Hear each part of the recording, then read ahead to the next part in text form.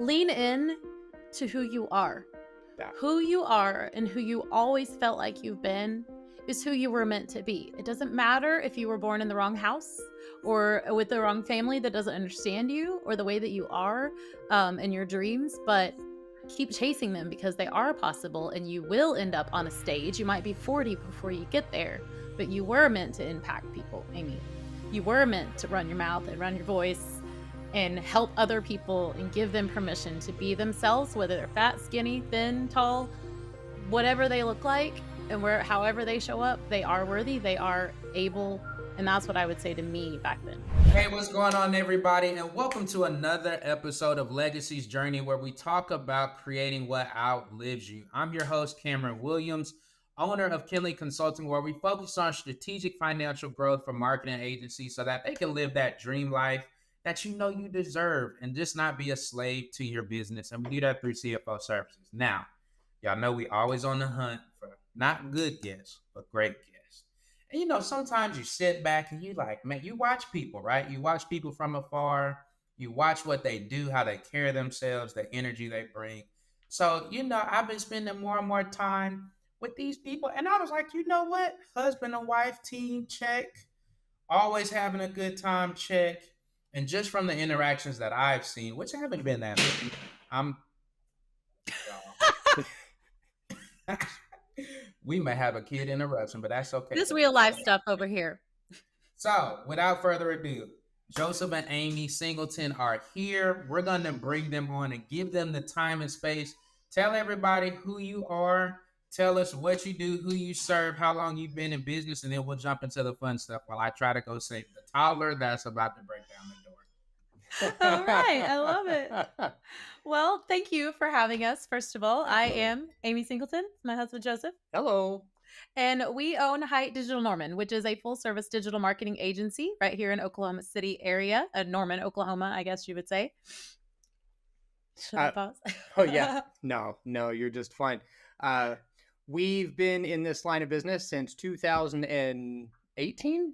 2018, so 5 years now. It's been a blast. We both came out of some different careers behind us. I've owned home services companies and oil field consulting companies. So a lot of the backbreaking work and whatnot, ready to come home and do something with what's between these ears was kind of the hope then. And Amy came out of the medical background. So she was a nurse for a decade doing open heart surgeries until her health couldn't let her do that any longer. So here we are now. Yeah, when we met. Open heart surgery? Yes, I spent over a decade doing CV, open heart surgery, and neurosurgery as well. Oh, yeah. And now marketing. You know, because they're the same thing. But you know, I was always drawn toward a career in some kind of public facing thing. So this makes a lot of sense. But when we decided to start the marketing agency together, it was because of this legacy and this family that we're building. This is both of our second marriage. We're a blended family. And we had been together for about 2 or 3 years. And Joseph was still out working in his consulting agency out in West Texas. We live in the central part of Oklahoma. So it was a good 8 hours away. I wasn't working at all because I have lupus and rheumatoid arthritis. And that's what kind of robbed me of that nursing career and that physical labor I could no longer do. And so we were just brainstorming, like, where can we serve? What can we do in our community right here that is actually going to move the community forward, move our business forward, move ourselves forward, and have the lifestyle that we want to create? And as we're brainstorming, of course, I come from corporate America. I'm like hospitals, you know, I know all those sort of things, but I know nothing about entrepreneurship, business ownership. Luckily, he did. And he was like, you know who I've paid like a lot of money to? Marketing agencies and lead generation services and people like that promise me the world for my painting companies or my consulting agencies and never delivered.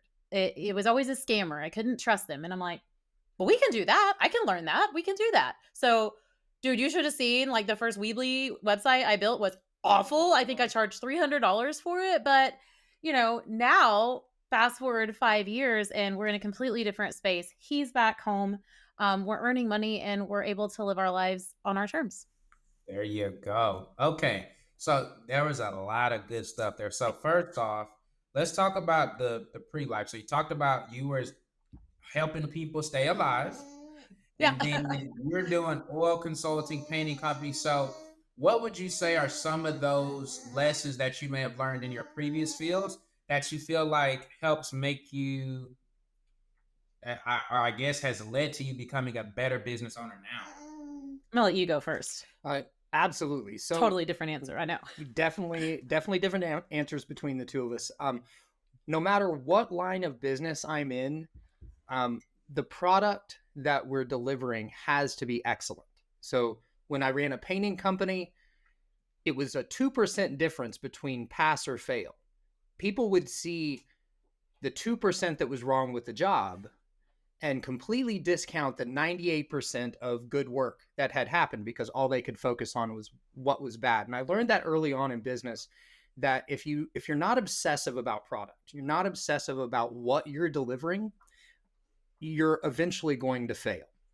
So never hitting that plateau where our product is good enough has served us very, very well. We're always improving. We're improving our marketing products, different lines, just like we have improved our home service businesses in the past, and the way that we beat out competitors. Because the real truth is, business is a zero sum game. If somebody's coming to you, they're not going to somebody else for that same service. So we want to provide extreme value. That's probably the number one lesson I've learned. I'd imagine your answer is a little different. I like Uh, providing extreme value. I think that's top notch. yeah, that's a big deal. For me, I guess it's twofold. So for the client, I've always been a very caring person. Obviously, I went into nursing, which I wanted to be a doctor, and I let fear hold me back from that. So I went to be a nurse. But caring for the person as a whole, whatever that looks like. For me, being in the operating room, most of the time, of course, I'm taking care of the patient on the table, but the family was my patient just as much, if not more, than that person who's unconscious that I'm advocating for here as their nurse. But communication with that family, talking them through outlining expectations and what's normal and what's not normal. And so there's that communication and caring piece, is probably the biggest thing I brought along with me. And then also just my own self directed leadership was kind of maybe a necessary change for me as well, even though I didn't leave nursing for this career. I've taken a lot of the lessons I learned from good and bad leadership in the past at corporate level and brought that into our agency. I mean, I think that's really good though. I guess I never thought about that correlation of I'm taking care of the parent, the patient, and the family because it's the exact same thing when you're responsible for these people's livelihoods. So Yeah. I never would have made that connection. It's kind of like, so you asked who we work with most, and because of our experience, about half of our book of business is in the trades and home service businesses, and the other half of our business is medical, a lot of medical, and then other soft services like attorneys, and CPAs, attorneys, financial services, that kind of leaning. But because of both what we both brought from our backgrounds, we're able to serve those people. And I really thought that I was being robbed of my nursing career. Like, I'm never going to care for people anymore. But knowing that I am sending patients to these clients that I love and know and like and trust and know they're doing a great job for their patients, elevating their business and attracting more clients to their business is the way that I'm now able to kind of bring that moment full circle and still care for patients, just at a little bit more of a distance than I used to. Okay, okay. So let's go here. All right, so you were enjoying that. Okay, we know it was health stuff. You were enjoying yours, getting everybody's house to look A1. So what is the conversation that turns into marketing agency? Let's do it. Because I mean, That nursing, painting, consulting, marketing. that's a great question. So when I was running my oil field consulting company, I was spending most of my time in West Texas. I had it was the contract was an obscene amount of money. Doesn't matter how much it was. It was great, but it was obviously not enough because I didn't stay there. I ended up shutting that company down, and we started looking for a way that I could come home and we could run a business here together. When that Wait, conversation wait, wait, started, wait, wait. Whoa, you shut it down? Shut it Like down. you just stopped it. That's it. Yep. Just called it and headed on down the line. There was nothing How more. hard was that? Because I would imagine you built it to be something super successful, and then to say no. Honestly, by the time we made the decision, it wasn't hard at all because we were choosing each other. See, I burned the trucks. Like burn the ships. We burn the trucks. Yes, Literally, there is a broken down truck still sitting on a piece of property. Yep. Yeah, that just blew up on day last, and so it's still sitting there. But bye. But yeah, I was miserable. She was miserable. We were trying to have a relationship at a distance, which didn't work for us. Like this at all. On Facebook, Time, Messenger, yeah, it was phone FaceTime calls. because this is, it's before COVID, so Zoom hadn't blown up yet. We were using back then Skype and Facebook Messenger, I think. Okay. It wasn't making for a healthy family and a healthy relationship. Even when I would come home, and take a little bit of time off, I didn't really ever take any time off because my mind and my responsibility was elsewhere. So it was kind of just playing the waiting game to get back down there, get back to work. Always worrying about what was going on.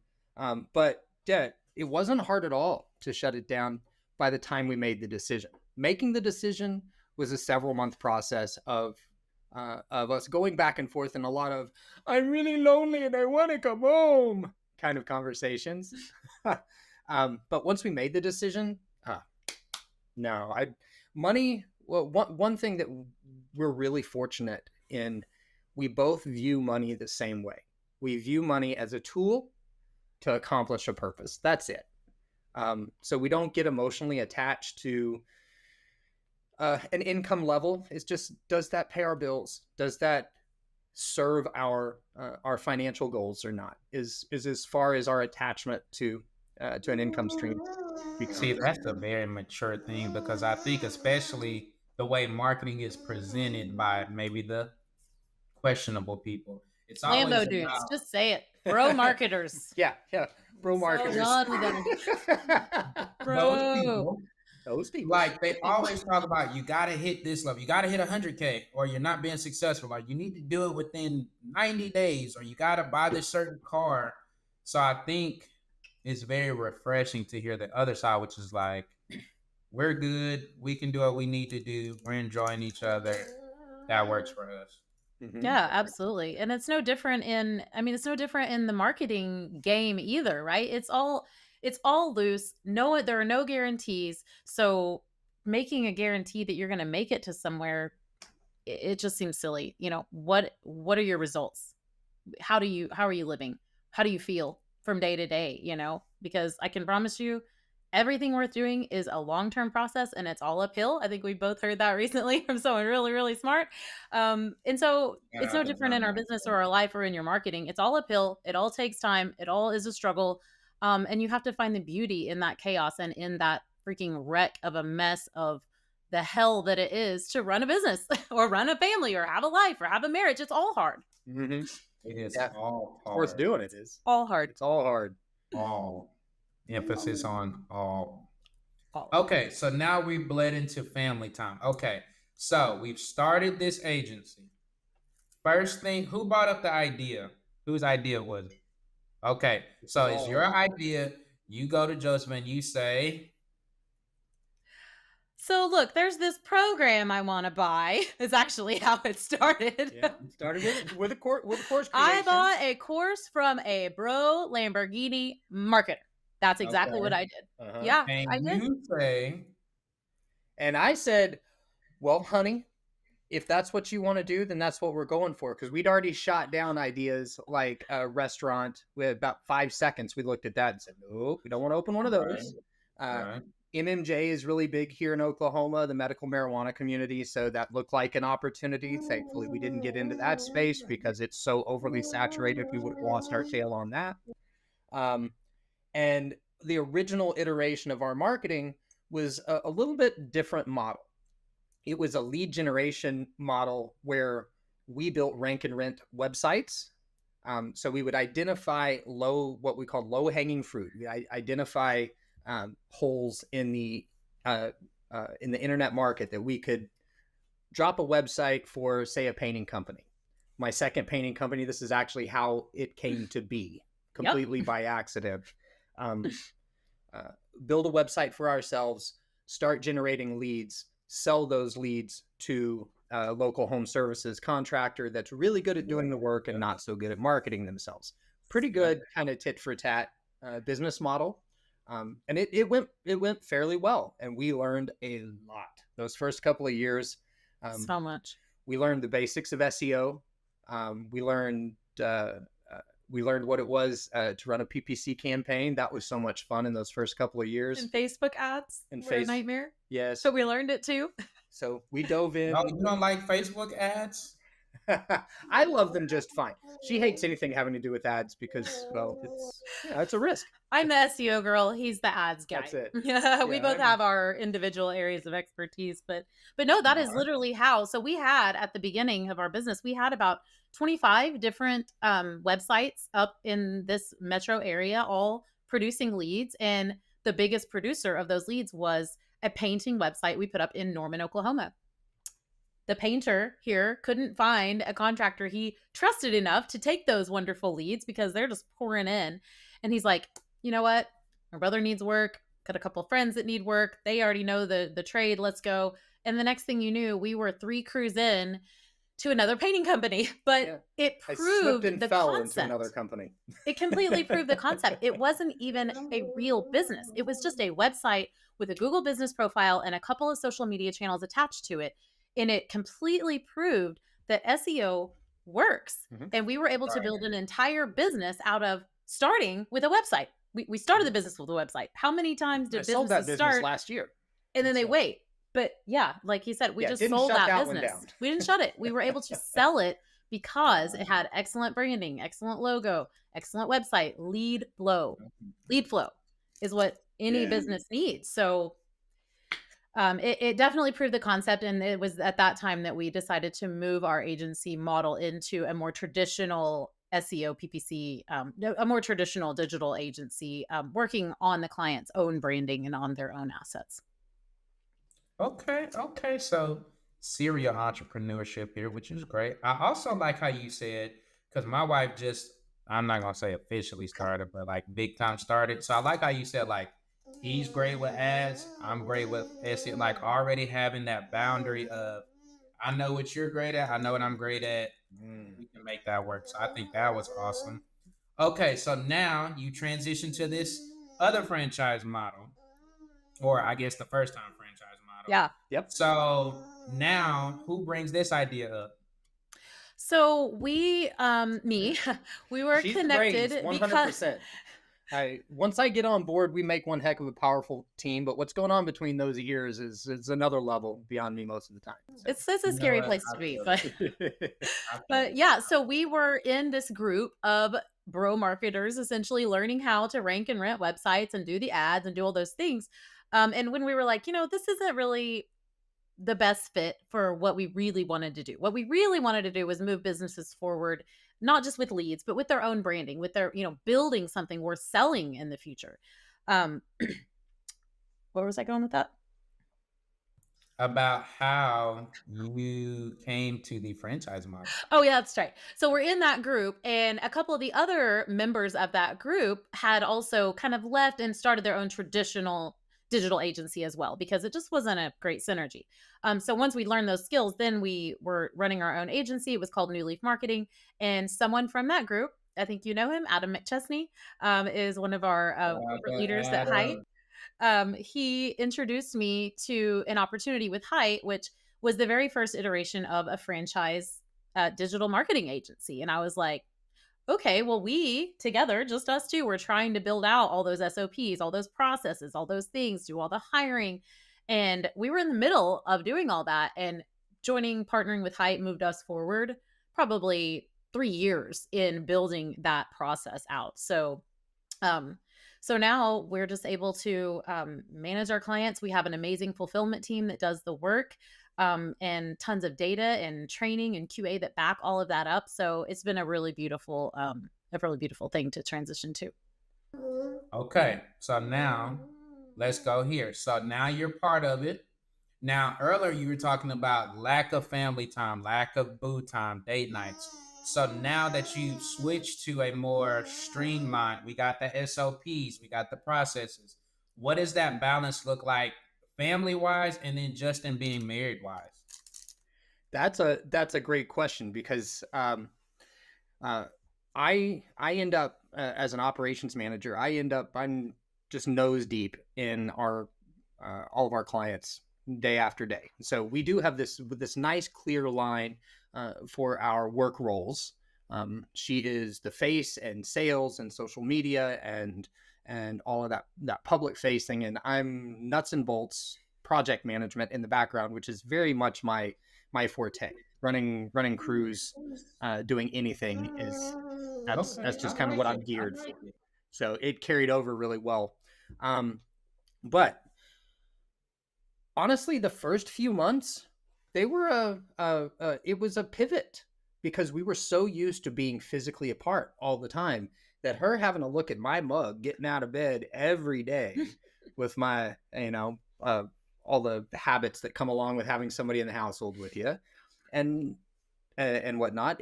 We had to learn how to be together daily. Um, and the way we made that work and made it wonderful is communication right out of the gate. We had to have the permission to have frank and honest conversations with each other. You are Oh, buddy. annoying me by sitting so close, or stop chewing so loud needs to be valid sentences, because That's we were true. having to get That's to know true. each other. But it was at first it wasn't a struggle, it was just a learning experience. Yeah. I um like it. I and like I it. wouldn't trade it for anything today. It me shutting down that company, us starting our marketing agency, has accomplished exactly what we wanted. We're inseparable, you know um Yes. in a healthy way, not in a codependent way. um Well, I mean, I think it's it's worked. obvious. Like even the terminology and the words that you're using are even how we use the word is so honoring. So you can tell this is like we enjoy this. And that's some of the things that I'm starting to see across the different people we brought on. Like I enjoy where it's different. Like you said, it's one thing though, hey, how you doing? Good morning. Have a good day at work. Bye. Versus, Mhm. hey, how you doing?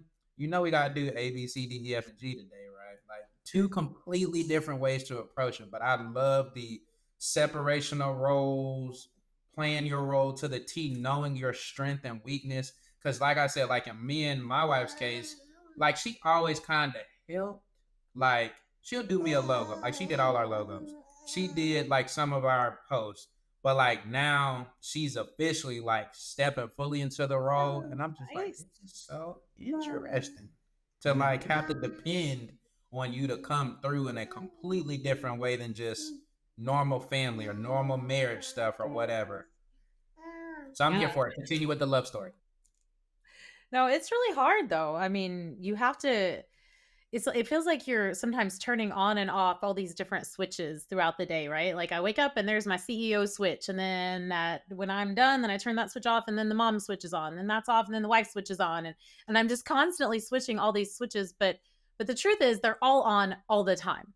There's no balance to life, not for me. It's just a life. Oh, go into that one. That's a It's just a go life.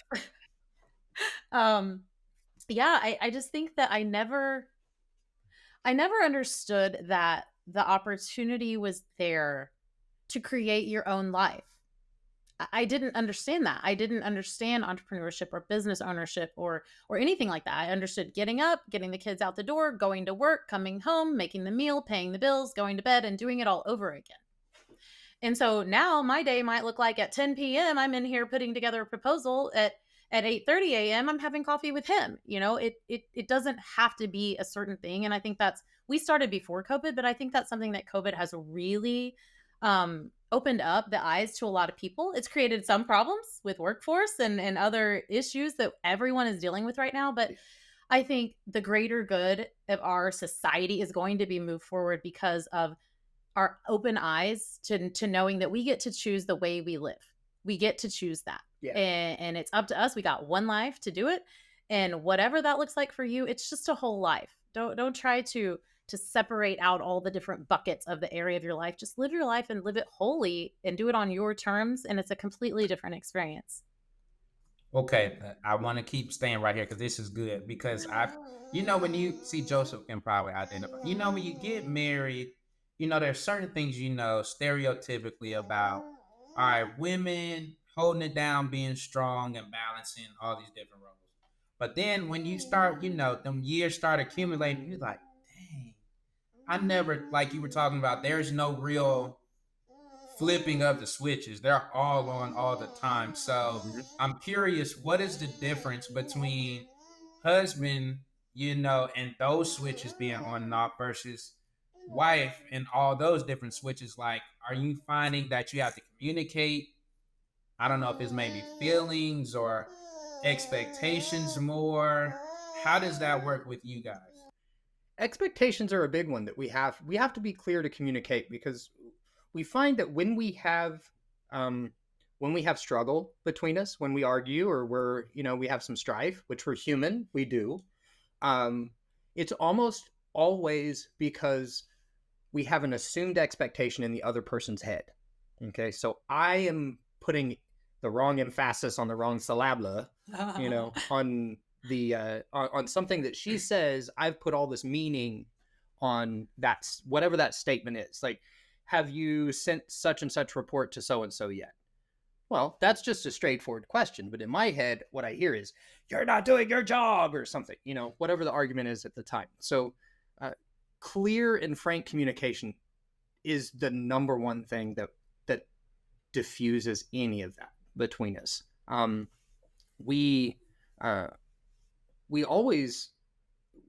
to default and say that we have no expectations, that whatever laissez-faire, whatever will be.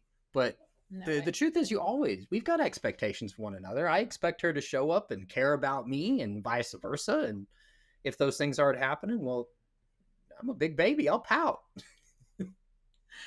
I think there's not enough. Like every guy and every husband to be fair. Yeah, if we're honest, yeah, we'll pout.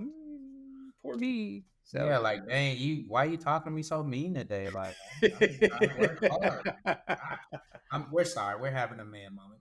No, I love it, because I think there need to be more man moments. I mean, I'm a mother of 2 boys, and it's really important to me that men and women both understand it's not all on the mom. I'm not the only one with 10 light switches. He's got them too. Yeah. He's a father. There's a lot on this man's shoulders, including me. So, like, I'm managing all these switches, and he has all those switches plus me, which is like double the switches. So, like, he is so humble, so empowering to me. He will just stop and go, you know what? I'm being a complete asshole right now, and this is what I really meant, and I'm sorry. And I'm able to do the same thing. And it really, it gives me so much permission to be myself, and to make mistakes, and for him as well. My switches are always linear. As a guy, I'm very task oriented throughout my day. I wake up at this time, I work out at this time, I'm at my desk by this time, I'm doing these tasks. The day's ended, it's time for dinner, it's family time, it's cuddle time, and it's sleep time. And if my day operates that way, I feel like my switches just went perfect. If her day operates that way over and over, that's a nightmare. So, really? Yeah. I'm like, she likes variety. She likes whatever. I don't know. And you like completeness of tasks. So yes. Before the switch, the dinner switch is turned on, the work switch has to be turned off, and there has to be a little gap or switch in between, that says I need transition. But also, I don't want to get off this podcast without saying this thing, because I think when a lot of husbands and wives work together, or families, or just people or friends that are close, I would challenge everybody, if you're feeling a struggle in your business, or running it with a family member, especially your spouse, take a look at the seat you're in and see if it's the right one. Because when we started this business, I assumed, because I had zero experience in business, none in sales, I'm a nurse, right? My patients come to me, they need me. I did not have to advertise for that. But he did. Like, he was always hustling for that next job. Like, every time they finish a paint job, he gets fired, right? He's got to get a new job. So I just assumed Joseph would be my sales guy. He's the front facing, he's the confident one. I can't be a salesperson. I don't know sales. What is sales? I don't want to talk to people. That's scary. I'm detail oriented. I'm going to do all these things. So I was trying to manage operations and fulfillment and all those things while I was trying to put the pressure of selling on him. When we finally realized that I am the face of this company, I am amazing at talking to people. People actually like me, and I'm not sure why, but they I am. do. Um, I'm great at public speaking. I'm good at teaching people and leading. And he is amazing at project management. It did not occur to me that project management in the trades or in other fields would translate to a digital agency. But holy crap, once we got up and literally switched seats, it's been nothing but uphill ever since. Mhm. It took some humility to It make that did. decision because we both had to swallow our pride. As up until then, I thought I was the sales guru. I just was so good. I wasn't. Really So you're wasn't. going on record to say Amy's a better salesperson. I'm going on record to say that I feel even you. though my ears are bigger and I should be a better salesman because this is what you use to sell with, she's a much better salesperson than I am because she I listens. love it. I love Right? it. I make assumptions pretty quick when somebody's sharing their problems or what they're struggling with. I think I got the answer like that. It's not really the case. Okay, so I'm finding these seats. I think this is so crucial. Okay, so we thought we were this, we flipped, now we're feeling in the groove. But to your point about the humility, like what does that feel like? Because I'm sure there's some like, oh man, I have to follow your lead more, or I have to be the good chief. I got to be the good Indian. Like, what does that look like in reality? Because it sounds great, It's been a but like, struggle. I'll let him answer first and then I'll tell mine. Well, It's hard. it's always hard because business. I mean, we make a lot of decisions together, but ultimately somebody has to be the CEO. They got to be the point person, and that's her. She's the final decision on any decisions that we have in this business. And it took me a little while, just like it took some time to get used to working side by side with one another. It took me a little while to swallow my pride and realize that my decisions are not always the best ones. And she has pretty good ideas, and to in business to put myself kind of, I don't know what the word that I'm looking for here is, but just right beneath her as far as responsibility goes. Um, I wouldn't trade it today. We have a better, stronger business because Amy's methodology, her ethics, and everything are always right here, and I'm always just I. It's not that I'm unethical. It's that if there's an easier way, I might be tempted to take it. Uh, and she's like, no, that's not the right way. You don't do that. So setting that standard of excellence from the very top is really important. And it's today I wouldn't trade it, but the first few months, yeah, we had a lot of nips. Yeah, for sure. And for me as a woman, as a wife, and people see me and view me, my outward persona as a very strong and leaderful type role, but in our marriage, I'm really more subservient. I like to be what's the word? I don't not subservient, but I like my role as a wife and as a mother to him as a you leader. don't find somebody else leading. Yeah, I love for him to Yeah. lead in our home and in our marriage and in those things. So it was number one, it was hard to take that leadership, to trust myself that I could make those decisions, that I was capable of great ideas, and that even if my idea was something different than someone else's, like that was still okay because I noticed things very quickly. Yeah. And then the other part was like, I've talked to other women that are the CEO of their business. I'm good friends with a realtor, and her husband is a realtor in partnership with her, but she is the head, and she and I both have the same type of ethics and beliefs in our marriage. So we've talked a lot about how hard it is to lead the leader of our family in our business, right? It's a totally different conversation, and so trusting yourself as a woman, if you're the female leader of a business, you just have to trust and be open and honest and communicate. I know we keep coming back to that word, but it's been the most important thing. Yeah. This is good. I think my wife's gonna love this episode, by the way, because Nice. I feel like she would agree with you because that's kind of where we are now. So, and I don't think I said this earlier. So in her case, so remember, I'm the numbers analytical. I'd even go as far as to say the visionary type. She's the super creative. Every marketing word y'all will say, she's like, "Oh, that makes perfect sense." And I'm like, you Yeah. know, so she decided, or we decided together, like she's gonna take over our ads, we'll start our ads, funnels, email marketing, etc. And so I've learned that in trying to empower her, it's some of those same exact things. She's like, "Wait, so you're not gonna help me do blah blah blah?" And I'm like, "You got it." And she's like, "I mean, yeah, I can figure it out, but you're gonna be the." I'm like, "Mm." And then there was a whole conversation of, well, let's just do these things that were, because we had this course that I did about a year ago. She's like, well, let's just push your stuff. And I'm like, that may not be what you need to do. You know, I'm like, why can't you have your own thing? And so we started working through that. And to your point, it's like, I just thought it would be easier to just latch on to what you're doing. I'm like, but you may be going in a whole different direction, and that's okay. Yeah, it And takes to that see creative mind adjacent to your analytical mind to make something happen. And and she was at TCS, so like I hope she heard John say this. John Maxwell was a speaker at an she event that we learned, were all at recently. Did she? she did, she Yes, did. he said it, which I have always thought this was a detriment in my life. I notice stuff. Like first, if he drops something on his shirt, I will know way before he does. I notice Right. stupid things, weird things, things that seem off, things that are different.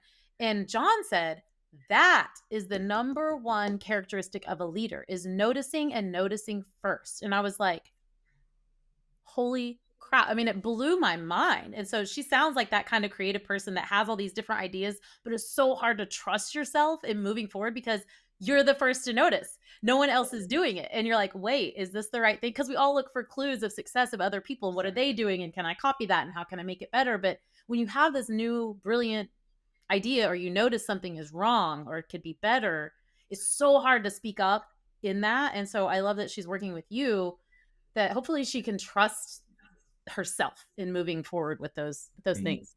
Yes, because I'm like like Joseph was. It's almost like the same thing, except I'm just over here on the East Coast on the South Side. It was the same thing. It's like you have all these great ideas, but I'm like, you do it, and just seeing it's just like you said, perfect. Seeing that kind of battle of like, should I really go all in? Can I be the face? Because she's like, Cameron, you're the more personable one, and more people know you. I'm like, well, I mean, I had to work at it in some facet. You can do the same Not thing, for long. and just to see kind of her brain, just like, I just think that is so interesting.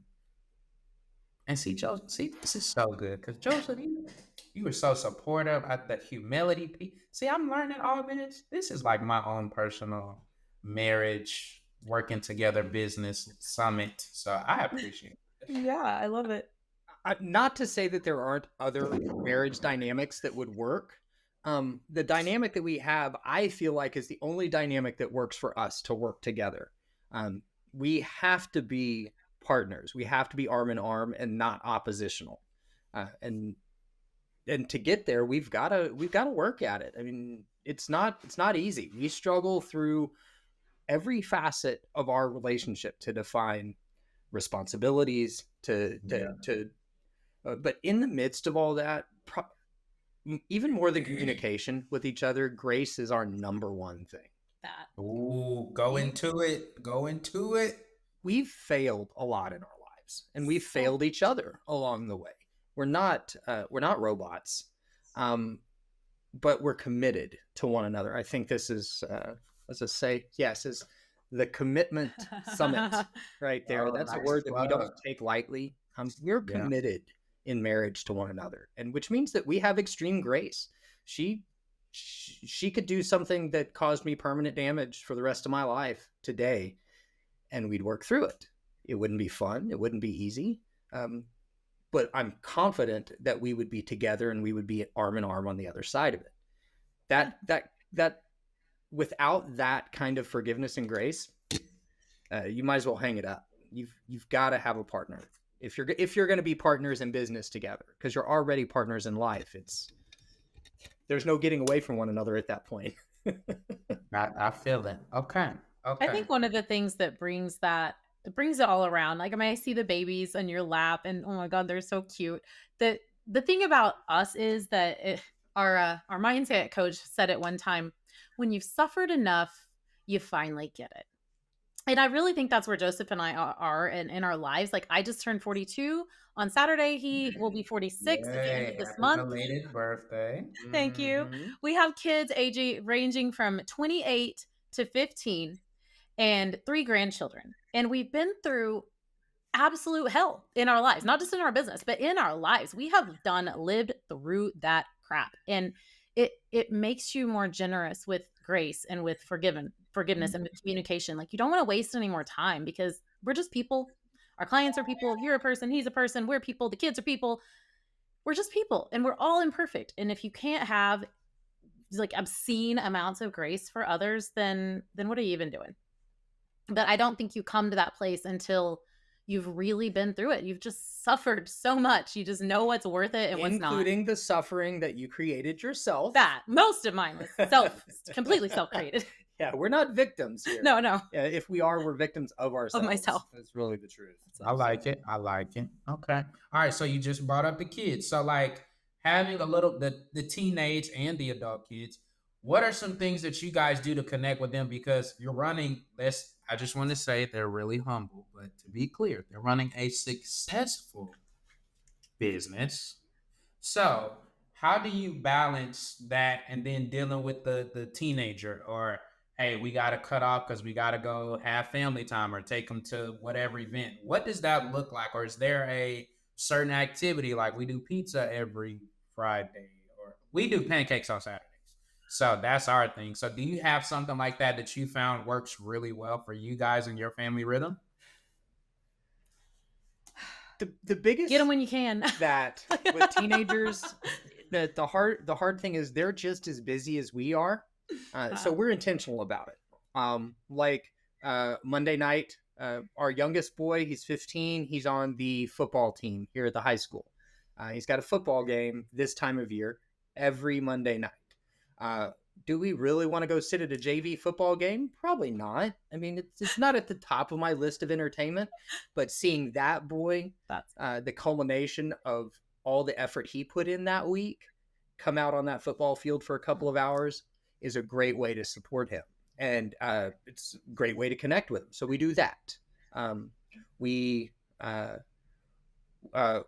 they're really supportive of us and our work. So when they come in from school or from work, they check out for a little while. They get away from mom and dad so that we can finish our work and spend some time with them. But we're intentional about. What about dating? What's that? I said, what about dating? Because I know the other day Amy posted this weird. I don't know what that was. I can't even remember it. that was So an amazing dinner. I heard daddy. You said dinner. Oh, the dinner. The amazing dinner. I thought You're we were about to talk amazing, about daddy. Brandon. Okay. Or the baby daddy. Yeah, the baby what are we daddy. talking about? I don't know. Yeah. So our two boys are my stepsons. Mhm. So we can talk about that, the blended family part, in a minute. Dinner was nuts. So Grace Sweater is owned by Chef Andrew Black, who just won the James Beard Award. It's the only one to win it here in Oklahoma City. And we got a chance to go to his little speakeasy restaurant, it's a tasting restaurant, for dinner for her birthday. And it was surprising. If you're going to a top-notch restaurant, if you're going to spend that kind of money, you want them to take you on a journey. That's exactly what they did here. We had seafood from Australia. We had quail from France. We had It's crazy. things that looked like ice cream cones that were really savory. It was so different and awesome. Our dates normally look like Saturday mornings at the farmer's market, bike rides down on the Oklahoma River when the weather's nice. Yeah. Sometimes it's an all day on Sunday, lay in bed and watch, an entire season of something on Netflix. I feel like that's the season of our life we're in. We get it while we can, because all of our kids are busy, especially the grown ones and the grandkids. We were able to snag them up a couple weeks ago and take them to like the watermelon festival. So we just get it in while we can, and then we definitely do make intentional touch points with those kids like throughout the month and the week and stuff like that. But we also respect and know that they're busy, and that we all just make time for each other as we can. Yeah. Oh, you're on mute. You on mute. Okay. You trying to keep them baby noises. I know it. All right, so you talked about blended family. Where you want to go with that one? Because that could be a good one. Or we could jump into lessons. Into what? Into lessons. Life lessons, like what would you? I like the blended family one though, because I feel like that's a good one. Well, when I first came on board in 2016, I was staring on the barrel of 3 daughters that were at the time, 20, 17, and 14 or 15. That was hard. You're not my mother. Yeah. And he came into the boys' lives. They were little. They were little. Yeah, Anders and Brady were both. Brady was 13. So I had 8-year-old little boy and 13-year-old little boy, and I didn't know that raising boys was different than girls. I mean, I kind of knew it up here. I've been told it was different, but I didn't really believe it. It's very, very different. I've got to learn to be a parent all over again with guys, and they know how to push your buttons differently, is what it is. With my daughters, with my ex-wife, I'd come home from work, and I'd know someone was always going to be crying. Didn't know who it was. Might have been my ex-wife, might have been one of my daughters, might have been all of them, but it was an emotional place. That's my point, is having a house full. I was very much outnumbered. Even the dogs were women. But the boys are just as intense. It's just a different intensity. They're a million miles an hour angry, and then the bluster blows away and they're done. And they just move on to the next thing. I wasn't used to that. But one thing that we're super fortunate about is we have a great relationship with the boy's biological father, Amy's ex-husband. Since there are 2, we have 1 minor left, and then the older boy, he's staying with us. He's in the middle of building his life, so he's here for another 6 months or a year or something like that. But yeah, we have a great relationship with Brandon, her ex-husband. So the boys go back and forth every week. 1 week with us, 1 week with him. We live about 1.5 miles apart, so they get to go to the same school. They get to have the same group of friends. They just have 2 bedrooms. They have 2 houses. And we get to enjoy them. And then we co-parent with him like crazy. I am the most fortunate stepfather on the planet, that my stepsons have an excellent father on the other side of the equation, because so many don't, or so many are at each other after a divorce. My ex-wife and I, we have no animosity now, but we did when we divorced. It wasn't pretty. Wasn't as ugly as they could be, but it wasn't nice. We were angry. And I don't want that for anybody. It's a tough enough time already, and kids are dealing with struggle. So they have and have always had this really rare, wonderful co-parenting situation after the post-divorce. So yeah, what do you want to share about that? Just the fact that it's really nice to have. I recognize how rare our situation is, and the fact that he could actually pick up the phone, or I mean, him and my ex-husband text each other like all the time. they will send each other memes, or they'll call each other, and they're kind of the they battle up to be the bad guy for the boys, and I'm the nice mom. Like, I want to get my 15-year-old is so bougie. He is the literal version of me, like a male, larger version of his mama, like copy paste. So he's got like all the things he wants, all the stuff and all the like fancy things and stuff. And I tend to overgive because I have a lot of guilt about, my past and the way I used to be a mom or what I didn't grow up with. And so he and my ex-husband are really quick to be like, shut that down. He don't need that. Quit giving to that boy. So it's really a good balance in that respect. At least a third pair of Jordan 4s. So yeah. Well, he might. That's good parenting right there. Yeah. All right, cool. I like it. Again, first off, can we just continue to highlight the honoring words here, the sincerity? All right, let's start bringing this to a close. So, one of the questions we like to ask, if you could go tell college or high school, Joseph or Amy, anything, because you've lived however long, you've got all this wisdom now. If you could go back to that 18-year-old version of you or that 22, 23 version of you, what do you go back and tell them? Go ahead. The runway, for me, the runway out in front of you is endless. That you can't even, I would tell myself that you can't even imagine how much time you have in front of you. So take some risk. Take it now. Take it at 18. I was well into my 20s with my first business, and I thought I knew everything. I didn't know hardly anything, but I was already a decade behind in just taking risk and living, because here I am, I'm about to be 46. I've already lived on this planet more than twice that amount of time as 18-year-old Joseph had. And everything seemed so big and so important right then. But I couldn't tell you about more than a handful of situations about my life when I was 18 at all. It's so long ago. So yeah, the time horizon is a lot longer than I would give myself credit, or that they say that young people, they feel like they're gonna live forever. That's a yes and no, because it's also like right, everything's important right in the moment, and it's not the case. Yeah. That was good. For me, the first thing I would say to 18-year-old Amy is, you aren't as fat as you think you are. I don't know if I should laugh at this or no. I'm on the verge of tears saying that one.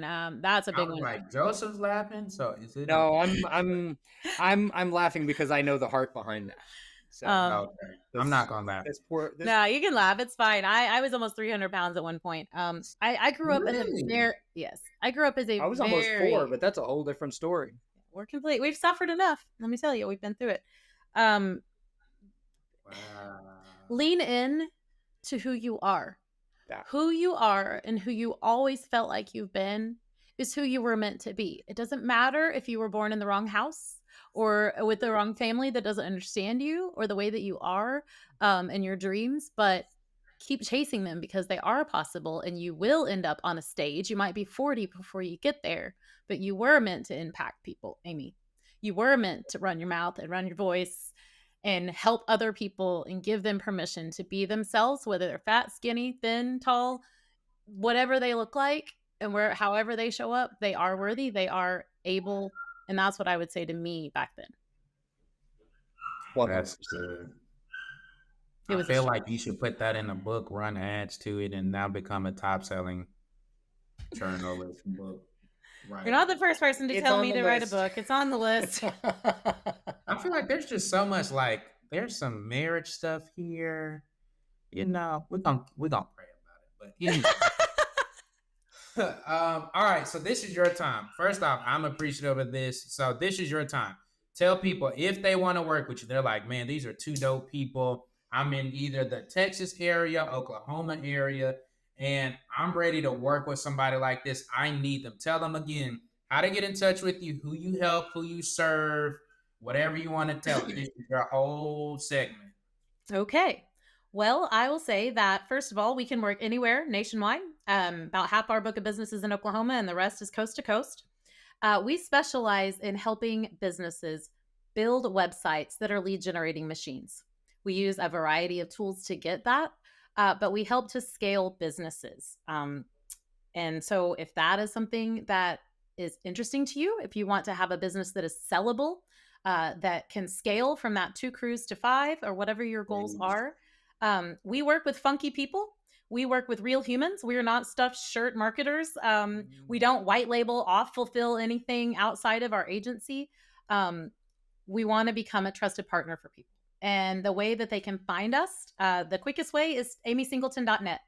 Everything is there. All the links to our creative, all of our fulfillment, my podcast, my speaking, bio sheet, everything they might need is there at amysingleton.net. My podcast is called Queen's Lead. We're about to kick off season 2. We've been doing it for a little over a year. I think we released episode 70 today. And it is for female entrepreneurs and women wanting to get into business. A lot of our guests and listeners are women exiting corporate 9 to 5, trying to start their own thing, or those who have done that successfully. So it's all about lifting up queens and becoming better leaders of people. All right, where can they find it? Come on, you gotta plug it. Okay, so everything's there. Yeah, we make it simple. They can go Google HITE Digital if they want to. We are HITE Digital Norman. That is the name of our company. But yeah, we're ready to grow businesses, home services, medical professionals, spas. That's kind of our bag. Joseph, you got something? Oh no, she usually does a pretty good job of talking about exactly how we work. But you can also find me at josephsingleton.me.